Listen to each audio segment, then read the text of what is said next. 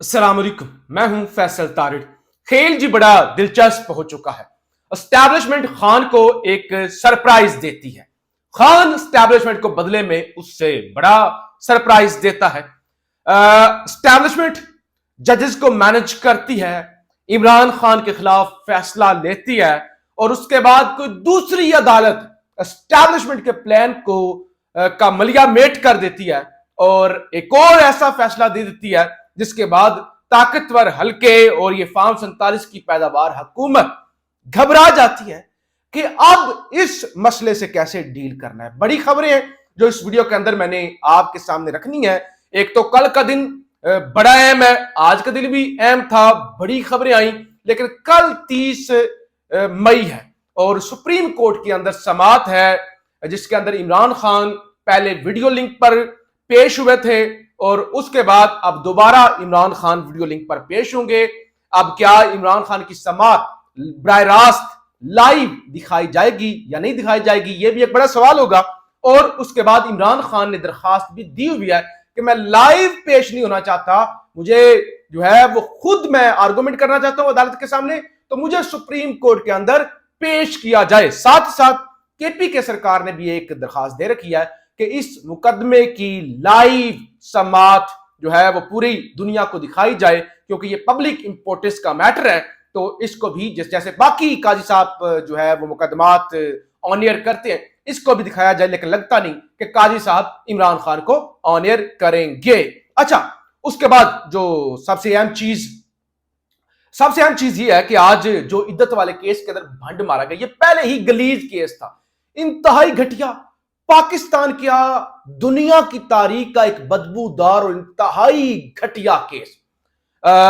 ये ऐसा केस है जिसको फैसल वाडा भी दिफा नहीं कर पा रहा था, वो भी कह रहा था कि एक बदबूदार और इंतहाई गलीज केस बनाया गया है।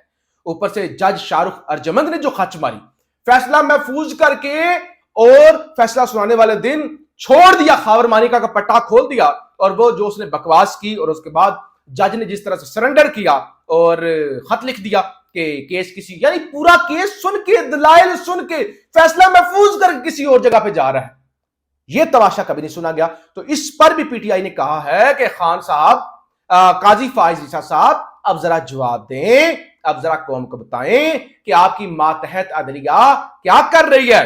आप तो बड़ी बढ़के मारते थे कि मेरे दौर में ऐसा नहीं होता, मेरे दौर में ऐसा नहीं। अच्छा, खान ने जो जेल से बड़ा सरप्राइज दिया है, एक तो खान का द इकोनॉमिस्ट के अंदर आया था आर्टिकल और उसने धूम मचा दी थी, इस तरह से द टाइम्स के अंदर भी आया था। अब खान का एक इंटरव्यू आया है, इंटरव्यू मेहदी हसन, एक बहुत बड़े जर्नलिस्ट हैं, ये अल जजीरा के साथ काम कर चुके हैं, सीएनबीसी के साथ काम कर चुके हैं और दीगर बड़े जो है आप कह लें कि जो चैनल हैं उनके साथ, इंटरनेशनल चैनल के साथ काम कर चुके हैं।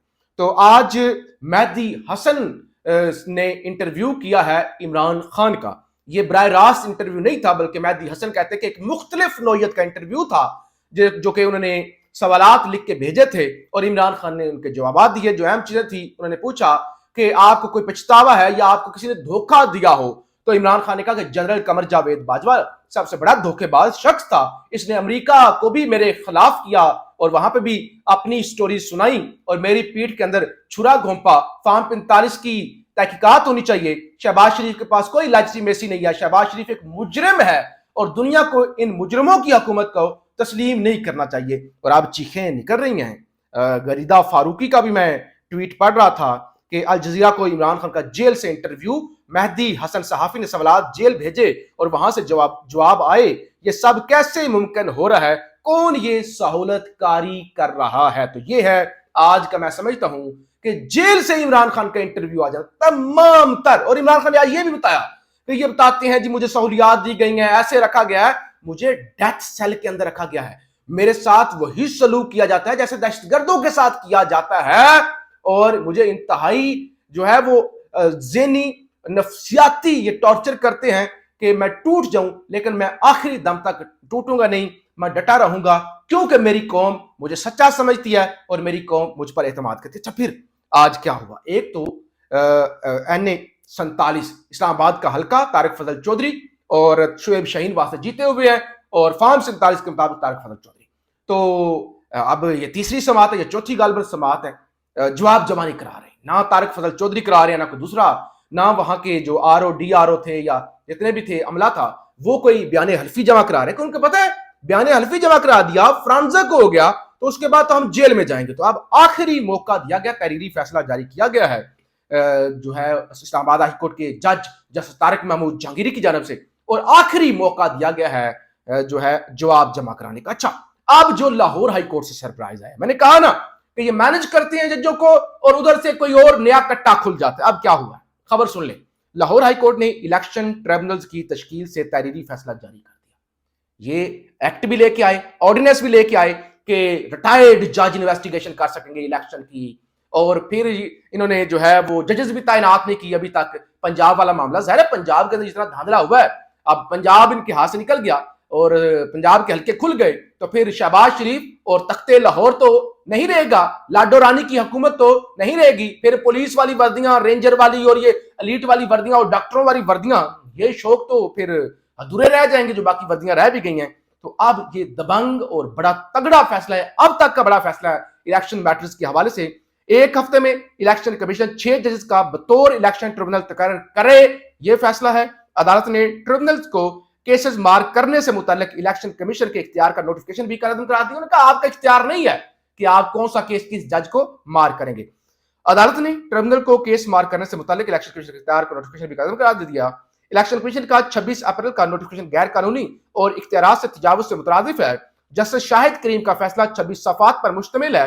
सलमान अकबर राजा की जानिब से बैरिस्टर समीर खोसा ने दलाइल दिए और इलेक्शन कमीशन को यह वार्न किया गया है जस्टिस शाहिद करीम की जानिब से कि अगर लाहौर हाई कोर्ट के फैसले पर अमल नहीं होता तो फिर लाहौर हाई कोर्ट की जो कमेटी है इंतजामिया की, वो इस केस को chief justice Lahore high court के पास भेजे, क्योंकि चीफ जस्टिस का जो ओहदा है वो इलेक्शन कमीशन से बड़ा है। फिर वही फैसला करेंगे कि इलेक्शन कमीशन का करना क्या है, जो अभी तक नोटिफिकेशन नहीं कर रहा जो नाम दिए गए हैं लाहौर हाई कोर्ट के लिए इलेक्शन ट्रिब्यूनल्स के लिए। तो ये भी एक बड़ा मामला है, एक बड़ा नया कट्टा है। फिर आज काजी साहब बड़े गुस्से में थे जी, वो बरतानवी हाई कमिश्नर ने जो है वो एक तकरीर की और उन्होंने कहा कि किस तरह पाकिस्तान के अंदर इलेक्शन की धज्जियां उड़ाई गई, किस तरह पाकिस्तान की सुप्रीम कोर्ट इस्तेमाल हुई और एक जमात से उनका बैट का सिंबल वापस लिया गया। तो इस पर जनाब बरतानवी हाई कमिश्नर को सुप्रीम कोर्ट की जानब से काजी साहब की मां पे खत लिखा गया है। सुप्रीम कोर्ट ऑफ पाकिस्तान ने गलतियों का इजाला किया है, बरतानिया भी गलतियों का इजाला करे। सुप्रीम कोर्ट का बल्ले निशान के अदालती फैसले पर तनकीद पर बरतानवी हाई कमिश्नर को खत।